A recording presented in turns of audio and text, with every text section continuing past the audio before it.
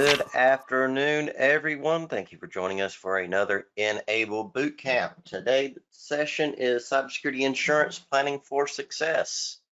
As always, just to get the initial legalese out of the way, if we make any forward-looking statements during today's session, take it with a grain of salt because final form and function and delivery dates may change. My name is Louis Pope. I'm one of the head nerds at Enable. My focus is on security. Background is from the MSP space. I've been here with Enable for 5 years now, and it's very much a focus on practical security controls, implementation of security baselines, best practices. So for anybody that's attended the other cybersecurity boot camp we have on cyber liability insurance, the first few minutes of today's session is going to be familiar, but the rest will be new content. We're going to start out with just covering what is cyber liability insurance for anybody that this really is their first time digging down and getting involved with it for their benefit. And then we're also going to be going over some special considerations for you as MSPs. You're not a licensed insurance agent, so what does that mean for you? Getting to know your client's insurance policies and why it's important. Once a policy exists, what do you do then? And then also getting to know your local regulations, how they're going to impact you, not only you, but your clients as well. And then also we'll be covering what is a RACI matrix and why you need one. This is scheduled to be an hour-and-a-half boot camp, but we will probably get through this in about 55 minutes if there aren't a lot of questions during today's session. So feel free, ask questions as we go. I'll have my eye on the questions panel, and I'll try to answer those questions as they come up. But if anything is a little bit, deserves a deeper conversation, feel free, reach out to me after today's session. We'll line that up. Some initial disclaimers. Cybersecurity market is not homogeneous. It is going to be a different adventure for every engagement you pursue because policies might be similar, but they're never going to be exactly the same. They are going to change from broker to broker. And you're going to have to read a policy to understand what is and is not covered in a policy. There is no substitute for this. This is a U.S. focused boot camp, but many of the principles we're going to be covering today are universal. So even though I'm going to be speaking directly to a few things that are pertinent for anybody that's U.S. based MSP, that doesn't mean there's not value for anybody else to take away from today's session. So first, we're just going to start out with, this will be a review for anybody that's been to the previous boot camps. But what is cyber liability insurance? And you are going to see it referred to as many different things. You may see it referred to as cybersecurity insurance or just cyber insurance or a subcategory of it, data breach insurance. But they're all there to provide coverage for losses a business may incur arising from cyber attacks, data breaches, or other technology related risks.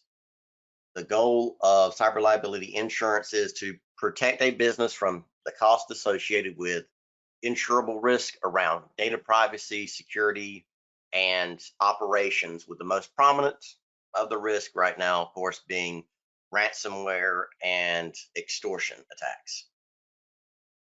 Cyber liability insurance offers coverage against risk through different types of policy agreements.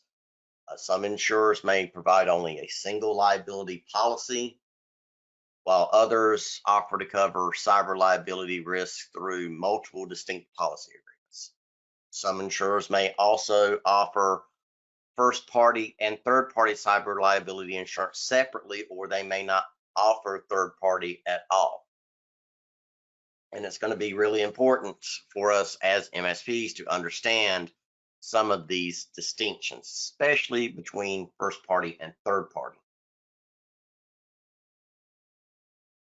So for First-party cyber liability insurance, it is there to provide coverage for cyber attacks, data breaches, or other covered events involving the insured business, and can help reduce the financial impact associated with responding to an event.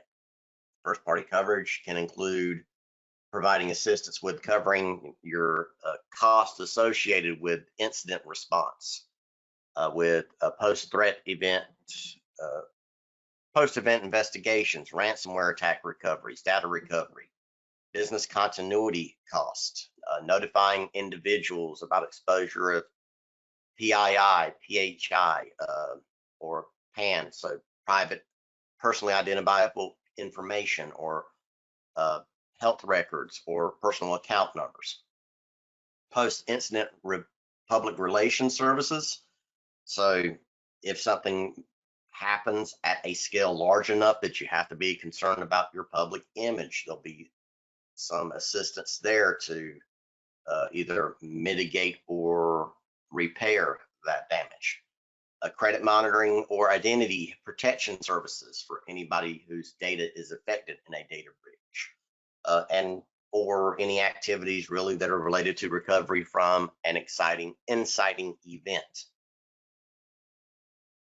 Those the important distinction here is that this first party coverage is for the insured business. So the insurance that your client carries that is a first party coverage is for them, just as your insurance that you carry as a or first party is for you. You don't benefit from theirs, they don't benefit from yours. Then there's third-party cyber liability insurance coverage. You're going to see it referred to quite often as being part of most policies, but again, not all policies are the same, and some insurance providers break them up into separate policies, and some do not even offer third-party. The third party is there to provide coverage for the insured business against claims made by a third party that the actions of the insured business caused damages to the third party. And this provides protection for businesses like MSPs that are responsible for maintaining your client's IT infrastructure or defending your customers against cyber attacks, data breaches, whatever else is in your managed services agreement that is your responsibility.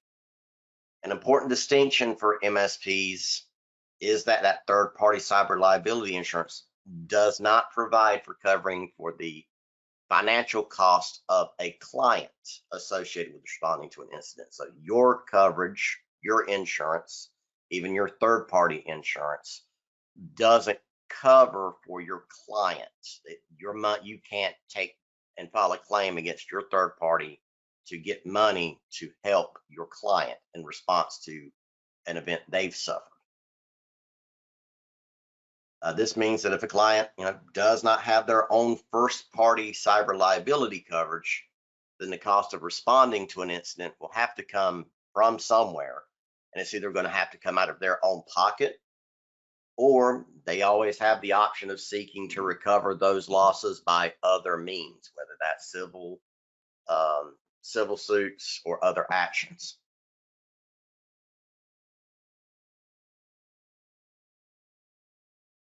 And that distinction between first and third party cyber liability, that it only covers the insured entity, is a really, really important point for MSPs to understand, wrap their head around, because we provide services to small businesses, and a lot of times small businesses do not have, just because somebody owns and operates a business does not necessarily mean they are good at it or understand everything that entails running that business. And they are horrible for making assumptions about what you do for them. I imagine everybody here today at some point has had a situation arise where a client made an assumption that you've got that covered because you're the IT people, whenever in reality, you never signed a contract to take care of that for them. It was never in your scope of engagement. They just assumed because it's computer related, it's your responsibility. The same thing can happen here with cyber liability insurance coverages. That's why it's important to mandate that everyone needs their own coverage. You can't piggyback off of somebody else's insurance. For those who are not familiar with how insurance works, this is an assumption that, again, since one entity has commercial liability insurance and cyber insurance, another party doesn't need it as well. Or you have a client that already has cyber liability insurance, so you don't need to carry any. I'm hoping that after we went through a little bit of the differences between first and third party coverage, it should be, pretty apparent that that's a misconception that can cost a business dearly after a cyber incident. They're banking on your insurance to pay out for them to recover from an incident. That is not the way it's going to play out unless you have your own third party, and even then it is not going to cover for their losses. It's only going to protect you if they try to come after you for losses. And that distinction there, that your cyber liability coverage does not confer any benefits to your client if they suffer a cyber threat event. Again, really important to drive home with your clients. Make sure they understand this, because there's and just play out this scenario with them. If something happens in their environment and it's something where they're going to have to file a claim with their own insurance provider, if they have their own insurance provider, or they're going to have to try and recoup their losses through, honestly, suing you as an MSP to try and recoup those costs. Consequently, an MSP, you do not have third-party cyber liability policy, then you may end up having to pay out of pocket to cover the damages incurred by a client if you're ordered to in a legal settlement. If you don't have that third party, that comes out of your pocket. If you do have third party, then the potential is that that policy is going to cover it. Just like any other insurance policy, an insurer is under no obligation to pay out any more than what is required on a policy, and only for qualifying events. You or your clients do not want to find yourself on the other side of a cyber incident where either you're covering the cost out of pocket, or either of you are covering that cost out of pocket. Sometimes it's a mild inconvenience, and a business can continue to operate without significant losses. If a major cyber incident occurs, though, that results in loss of productivity, a data breach, or requires rebuilding infrastructure to make sure that you've ejected threat actors, it becomes less likely that the business can survive that without either substantial capital reserves, enough money that they can cover it out of pocket, or having the appropriate cyber liability coverage. And even with that, depending on the terms of the policy, you may have to pay those costs out of pocket, and then the insurance will pay you back later. That'll be a very important thing to pay attention to as well, and whenever you are reading through policies. So from all of that, one of the biggest points to take away from it is your business and your clients, you're going to need your own first-party cyber liability coverage to make sure that for those events that can occur, the appropriate protections are in place.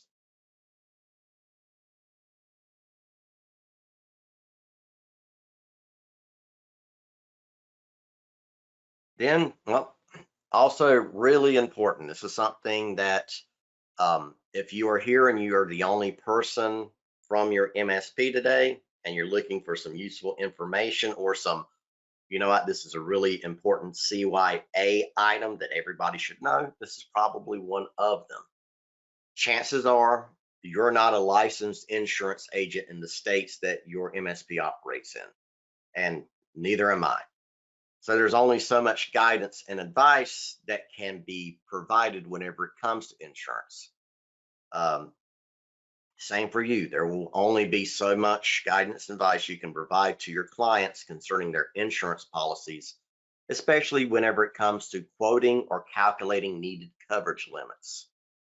Before you, and there's a fuzzy line there on, you have to be mindful of that. You have to be careful not to overstep because that could potentially expose you to liabilities, or even depending on the states or local regulations, you might even be opening yourself up for fines for practicing a professional service without a license. So what does that mean for you as an MSP? Few things. First, your clients need to be making the final decisions about policy types, coverage, and limits.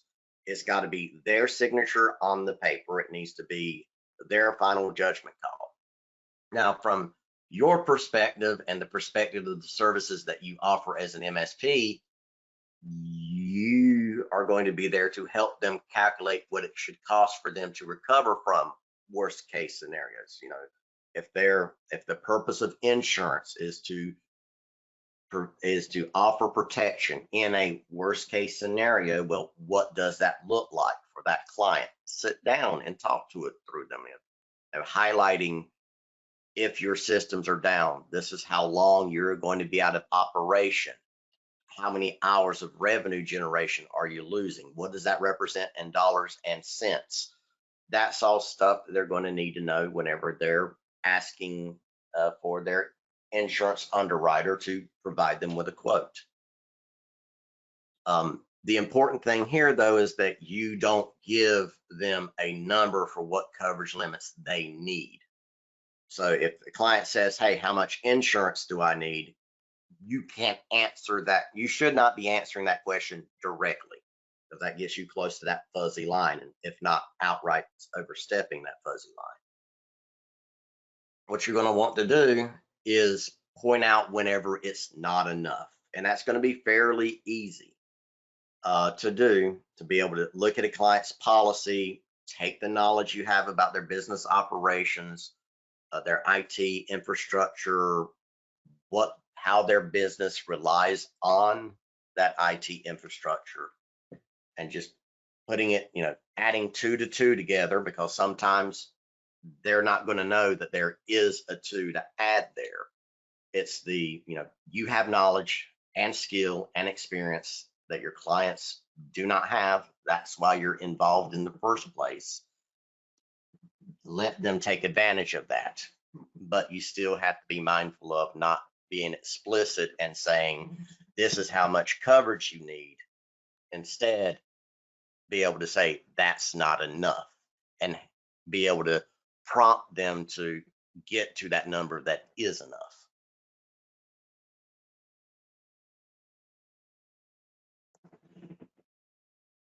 And one of the ways that you can be better at that is getting to know your client's insurance policies. This is probably something that not many, if anybody here, is doing today.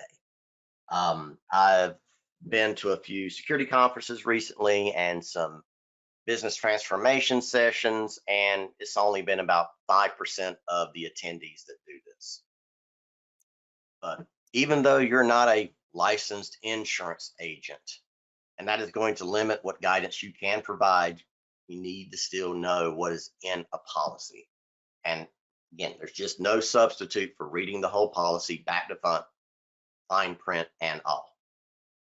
Since you are the IT professional in the room, again, remember, your clients are coming to you because they do not have this knowledge and skill sets. Chances are good you're going to understand the implications of the content of a policy in regards to IT infrastructure and business processes that they rely on better than your client will.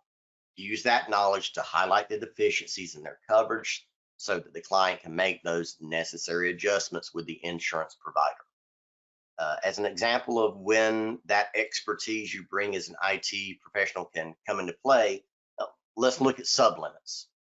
You may have a policy with a $1 million per year limit. That's fairly common, but that 1 million isn't available as a payout for just any covered event that might occur.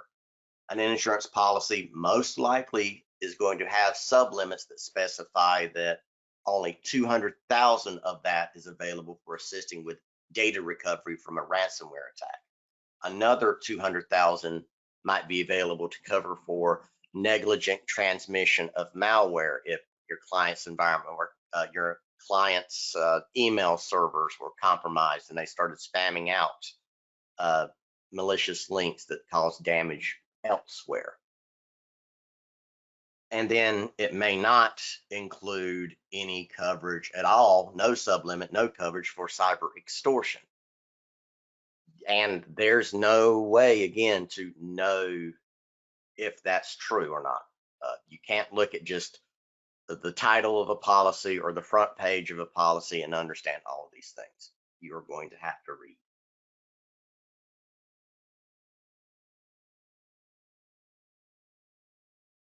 And of course, once you have a policy in place, it's signed, that is now it is a legally binding contract. And that is something that people miss sometimes.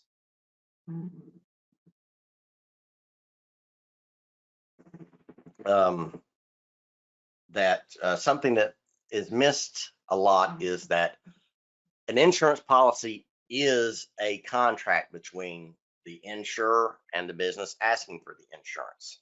And that means that there are going to be certain expectations in place there. The client, just with any contract, whenever it comes to standing up against the standing up in court, or using it for what it is, a legally binding agreement, there is that expectation that both parties will practice due care and due diligence. In other words, they're not going to do stupid stuff, or they're not going to do things that are contrary to the agreement that's been signed. So that is going to include things like any discovered risks must be mitigated via avoidance, reduction, transference, or acceptance. This can be a challenge whenever you're dealing with clients that are like, I don't want to know, because if I know, then I have to fix it or I have to address it. That is, I don't want to say a ticking time bomb, but that is a bad situation if that ever gets tested. If you have clients that are like that have insurance policies and they're just going to, again, assumptions are business killers. And if they don't understand the implications of that contract, they may find themselves in a position one day where they file a claim and they're not going to be able to file that claim because the insurance company is able to turn around and say, you did not practice due care and due diligence. And with that, whenever a claim is filed, whenever you file a claim with an insurance adjuster, there's going to be a case manager assigned. There's going to be a lot of wheels that start turning.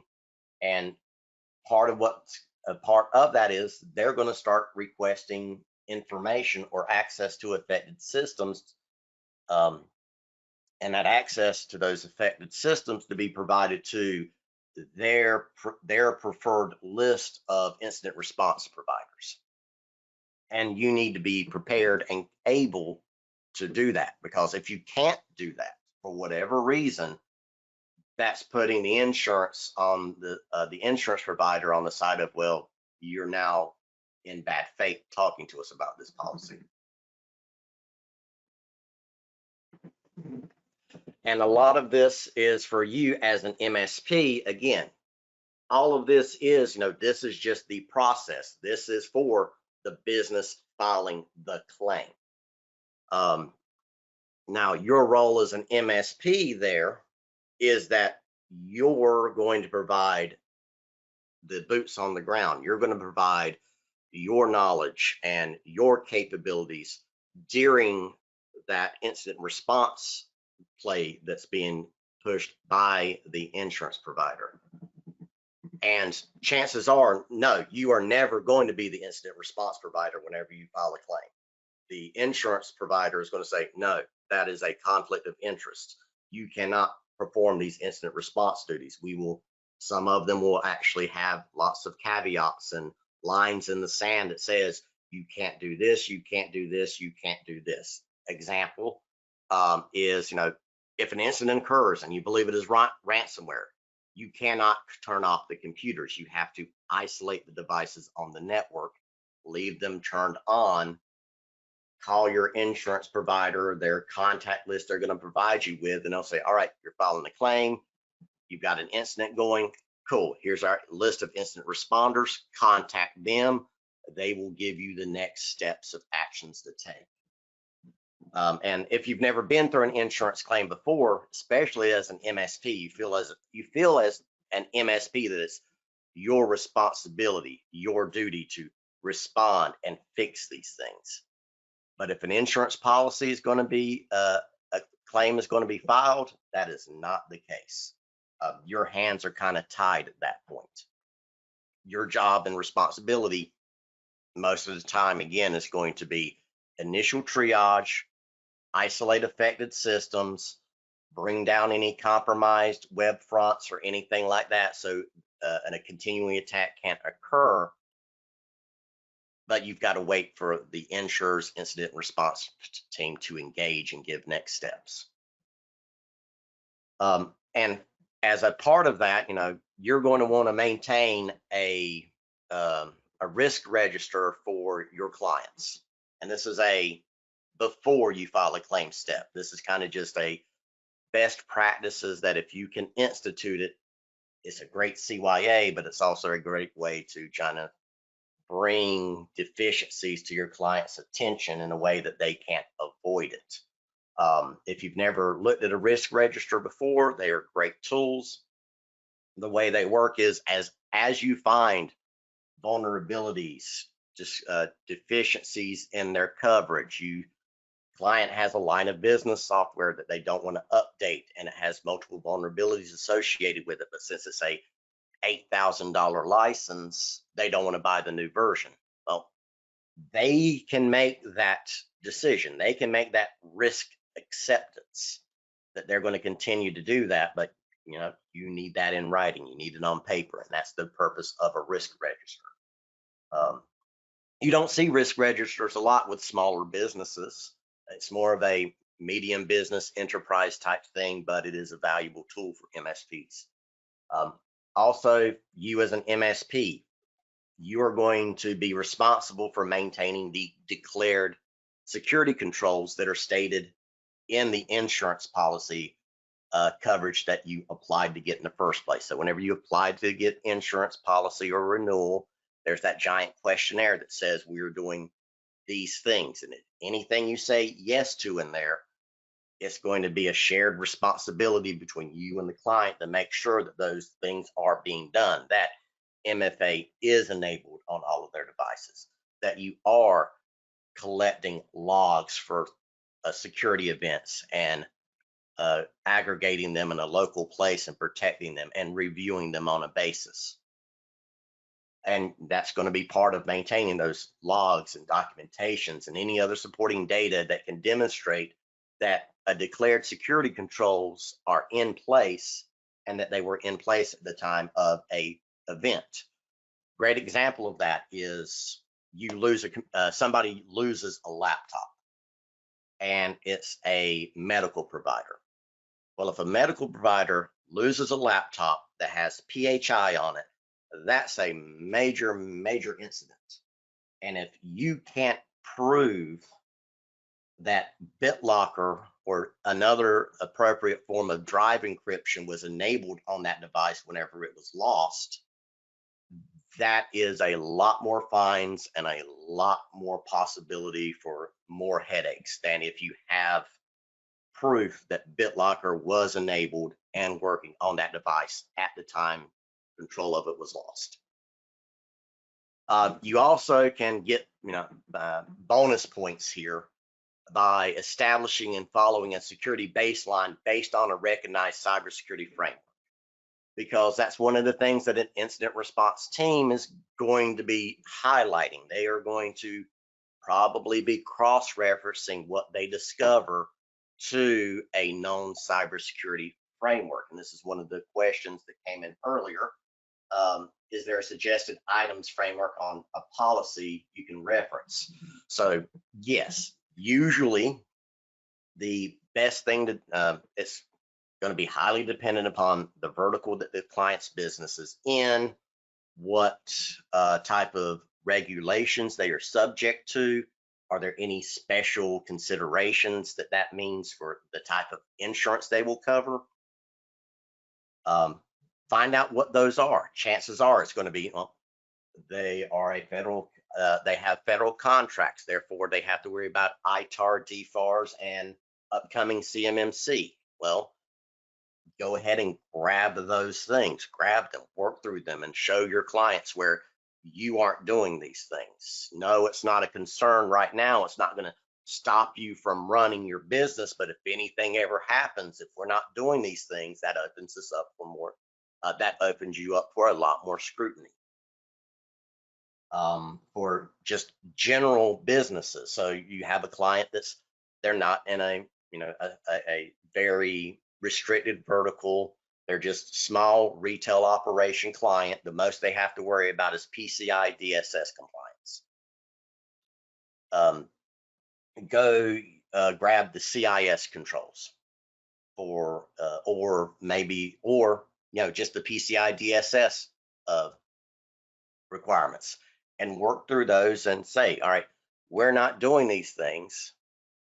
We need to start doing these things. And if we're not going to do those things, well, if you're not going to do something, that means you are accepting the risk, and that needs to go into the client's risk register for them to accept the risk. This is a personal lesson I learned from being an MSP for about 6 years before I came to Enable, is whenever it comes to risk acceptance, don't accept a risk on behalf of the client. Don't say, well, I know the client doesn't have the budget for this. I know the client's not going to want me to fix this because they never have me fix anything. That's fine to know that that's the case, but you still have to put it in front of the client and give them the opportunity to say no, and then record the fact that they said no. And that's purely for CYA on yourself.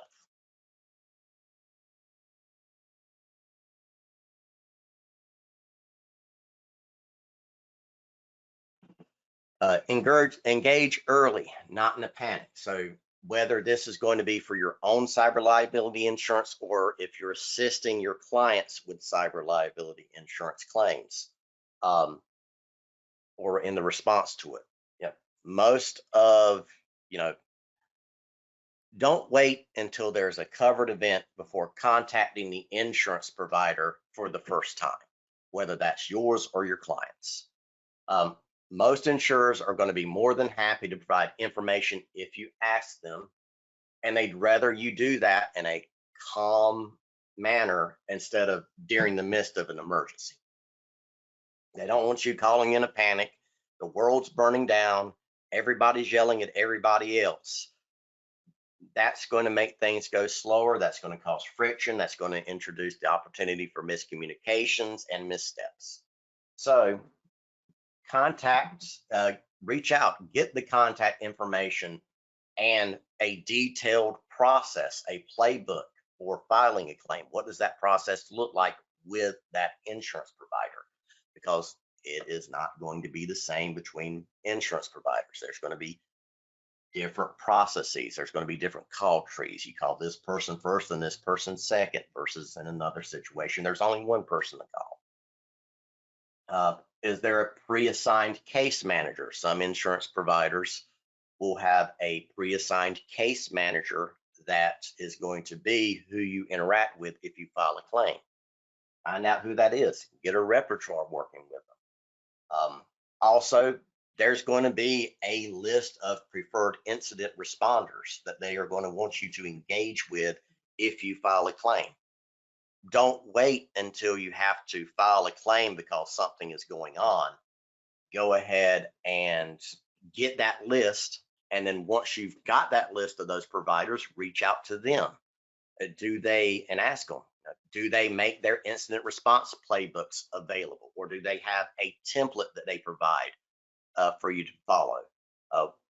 Find out what their engagement is going to look like. What activities are they going to need you, the MSP, to perform as the in-house IT for that business? Are they going to contact, if a claim is filed, is one of their actions that they're going to need to take is having you install one of their agents on all of the endpoints in the environment? Is it going to be providing certain logs? What are those logs? How do they want those packaged and presented? If you can go ahead and figure all of those things out ahead of time, again, it's going to be quicker, easier, less opportunity for things to go off the rails. Because just figuring out what logs and documentation they're going to ask for, again, if you already know what that is, that means you can develop a process for it, figure out how you're going to do it, and execute on it. And all of these things can be the difference between you spending an hour or two to get the ball rolling and letting the incident responders take over versus, things burning down, panic, and it takes you half a day to even get the first call into the insurance claim adjuster because nobody knew who was supposed to be called in what order.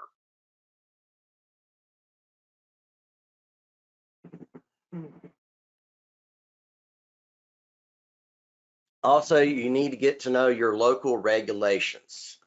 Regulations and legislation around insurance varies state to state in the US. You're going to need to know a few things. If PII was exposed in a data breach, who needs to be notified?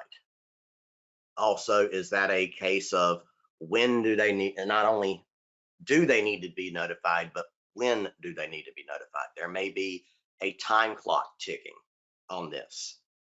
And if you run out that clock, that might expose the client to liabilities, which then may expose you to liabilities.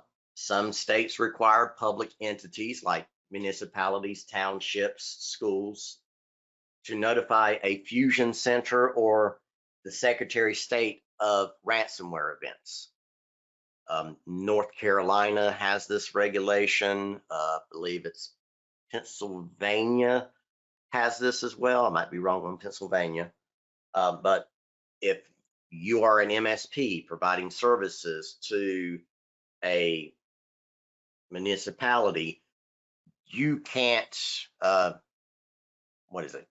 you can't negotiate with a ransomware actor, even if your insurance policy would cover for the ransomware payment. The state law says, nope, you can't do that directly. You have to hand off negotiations to a state body to handle that.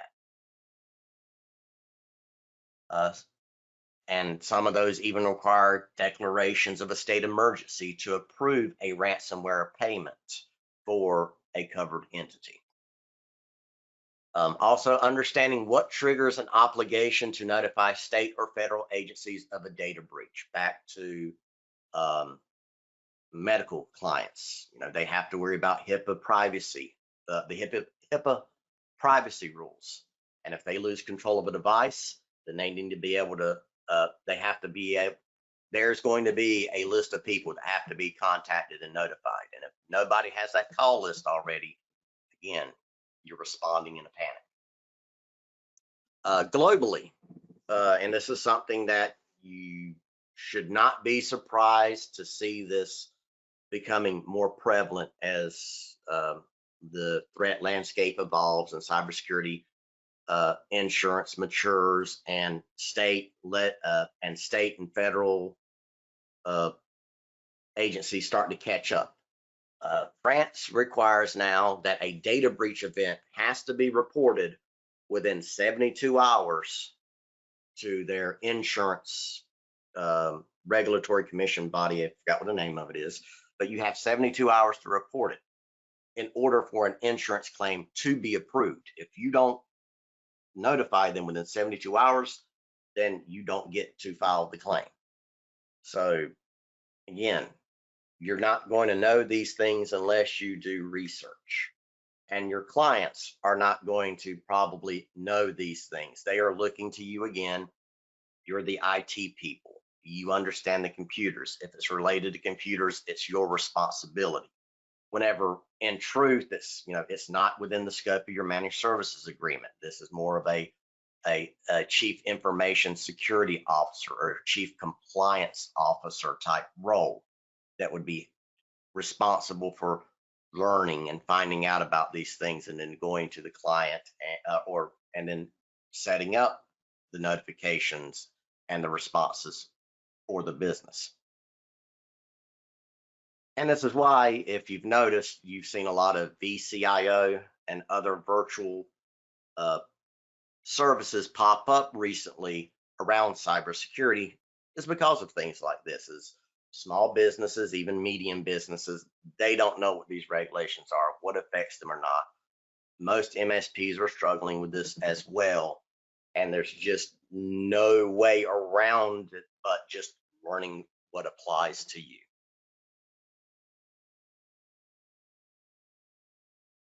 And that brings us to a race matrix. So a race matrix is a very useful tool for defining and classifying the roles and responsibilities of individuals or teams in regard to a specific project or event. It's an acronym for responsible, accountable, consulted, and informed. You have likely seen some form of a race matrix before, but didn't realize it had a formal name. Most likely examples of this you've probably seen is probably a call tree as part of an incident response or incident communications plan. For our purposes today, we're going to be thinking of a race matrix as being part of an incident management process. A race matrix will provide clarity, accountability. It can help with efficient utilization and allocation of resources during the response to an incident and help you make that more effective decision making during the heat of the moment. You already know who needs to be called, what their responsibilities are. And a well thought out and well planned race matrix is going to provide a lot of benefits. First, it's going to help set up clear accountability. And this is a challenge for MSPs when it comes to cybersecurity with their clients, again, because clients make assumptions. A race matrix ensures that there's a clear accountability for different aspects of cybersecurity. And this will help avoid confusion or gaps in responsibilities, ensuring that necessary tasks are assigned and completed by responsible individuals or teams. You're going to wind up with a different race matrix for every one of your clients because the order of operations and who needs to be contacted is going to be different for every one of your clients. You'll also going to probably, if you're going through the trouble of doing this, you also need a race matrix for yourself. So if something happens to you, say something happens and one of your tools are compromised, well, what is the instant response there? Who was responsible for what? Who needs to be notified? It can also, and with that accountability, again, that solves a lot of problems there with the assumptions that clients can make. It helps avoid confusions or gaps in responsibilities, ensuring that necessary tasks are assigned and completed by those responsible individuals or teams without the finger pointing or I thought you were handling this type situations coming up. It also facilitates that effective decision making by involving relevant stakeholders in the consultation process of creating a race matrix. It helps promote informed decision making. And cybersecurity decisions or decisions related to cybersecurity can benefit from the diverse perspectives and expertise, leading to more effective strategies and controls. They're probably going to have a better understanding of some of their business functions than you are, but you're going to have better understanding of what the technologies and the technical, the IT infrastructure's impacts will be on those business functions whenever they're compromised. So this is work. This is an extra process. This might not be something that you can charge for, in the sense that, this isn't a, traditional line item that most of you are probably familiar with seeing on managed services contracts, but it still has the value there. And you can, of course, there's a way of getting your dollar back in other ways. You're also, most likely, you're going to be operating under limited resources when responding to an incident. A race matrix can help improve that resource allocation because you're not, dedicating 3 or 4 technicians or engineers to, respond to a situation whenever it really only took 2. Matrix helps allocate resources appropriately by clearly defining, again, who is responsible for specific tasks, so that the appropriate resources, budget, personnel, and the tools that are going to be needed are going to be allocated to the right areas. This can be also useful for illustrating to clients exactly, how many resources are going to have to be brought to bear in response to an incident. Sitting down and as part, and this is back to personal experience and what I've seen in the industry. Some MSPs are absolutely horrible for sitting down with a client and having the honest discussion with them of, if the worst happens, this is what it's actually going to look like. They like to sugarcoat it and go more for the, since we're your MSP, since we're handling this, you don't have to worry about that. Whenever it's like, no, we're here, we're providing these services, we're reducing the risk exposure and we're reducing the likelihood that you're going to experience one of these events, but we still need to plan for those events to occur and how we're going to respond to them. And putting it on paper and lining out what that's going to look like can prompt other discussions about, well, how can we improve this? Why is this going to be so detrimental to us? Why is it going to take us 4 days to get stood back up if we hit a ransomware attack instead of 3 hours? Well, we could get you to 3 hours, but we have to change all these services that we're offering you that you've never wanted to change because, hey, budgetary concerns, and why should I have to pay you? Everything's working just fine. But most importantly for our discussion today around cyber liability insurance, a race matrix establishes communication and coordination. It identifies who needs to be informed about a security related event. That can help you out with, again, that effective communication and coordination among stakeholders is going to be crucial in the moment because it ensures that everyone has the necessary information needed to fulfill their roles and responsibilities. Knowing who to call, who to notify, in what order ahead of time, that can save minutes or even hours sometimes. Organizations can, of course, also benefit in regards to compliance and risk management because of the race matrix. It enforces, just by clearly assigning responsibilities and accountability, it becomes easier to identify and address any compliance gaps or risks, improving the security posture of you and your clients by helping to implement a robust cybersecurity posture. Now, if you're going to take the time to fill out a race matrix and show the client that whenever a threat event occurs, that they are going to have to contact the Secretary of State and they are going to have to contact whoever it is that they're going to have to contact because they suffer, they are under the purview of certain regulations. They may not realize they have to do that, and putting it in writing and putting it in front of them. One, it prepares you for the event. It prepares the client for the event or if that event occurs. But it also can be turned into a sales opportunity. Let them see what their responsibilities are going to be. What, yes, again, the assumption they're going to pay you X amount of dollars and they're going to assume you're going to take care of anything and everything that's IT related.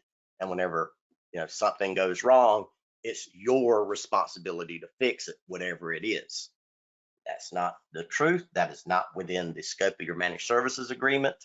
And tools like this can help visualize that, remind them, put you in a better standing position to be able to potentially pivot to additional sales, getting them to align to a security baseline or best practices, get them to make that changeover from legacy AV to an EDR solution, or even into 24/7 managed EDR.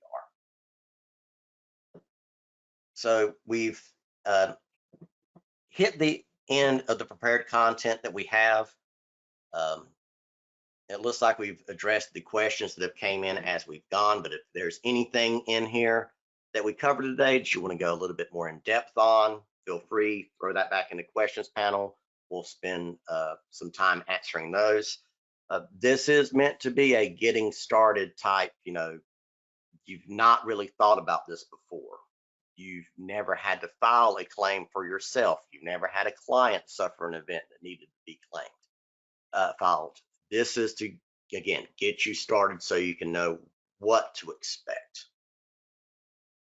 And yeah, and one of the comments came in is, almost makes you want to get out of the business.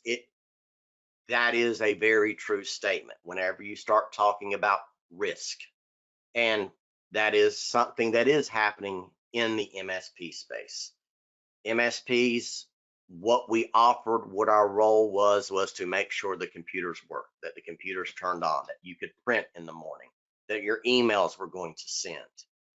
That's what the MSP's primary role and function was, 8, 10, 15 years ago.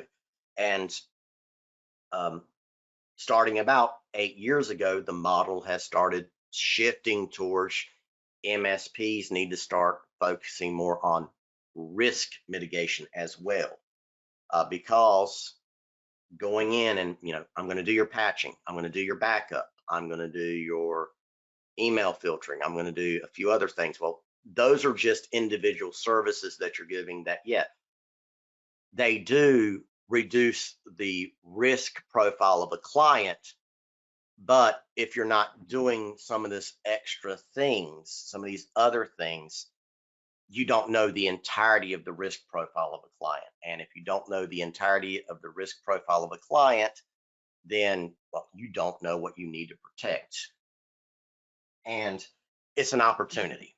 Don't think of this as a headache of more work to be done. These are things that you should be increasing what you charge. So if you've not done this type of stuff before, like going and taking the time to read your client's insurance policies, well, if you do start doing it, make money off of it. Make it a part of your QBRs. Use it to put that little bit of polish on the delivery of your services that can help you justify raising your margins, so it is feasible for you to spend this type of time doing these things. It is a challenge, especially if you have clients that are, minimum viability clients. They need the computers to turn on. They want an AV on their machine, but that's about all they are willing to engage you for. Those are the types of clients that there will always be more new truck slammers, small startup MSPs that can always go and take in those clients. But as you mature as an MSP, the goal should be to transition from that model to a security first risk evaluation, risk mitigation based services offering. And that is a whole entire other story of, of business maturity, operational improvements, and a bunch of other things. And if that's one of your challenges, feel free to check out some of the other boot camps that Stephanie Hammond puts on. Stephanie does some really good boot camps on designing and packaging security services, how to properly price those. So if that's one of your things you need help with, check out her boot camps. They are great. Let's see.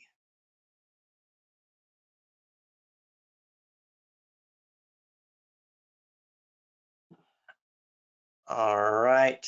Thanks for the feedback, guys. Looks like all the questions have been answered. Again, if there's something I didn't address today, or you've got a specific use case or scenario that you're curious about, feel free, reach out to me. I've got my email in the chat, so you can copy that and have it. Feel free, reach out, ask me whatever questions you have. Uh, Thank you again for joining us today on the session. We appreciate that as an MSP, your time is valuable, and it's hard to set aside a whole hour to sit down and listen to a vendor talk about something. So much appreciated. We value the time and the feedback that you provide for us. Hope you have a good rest of your afternoon, and don't hesitate to reach out to me if you got any additional questions.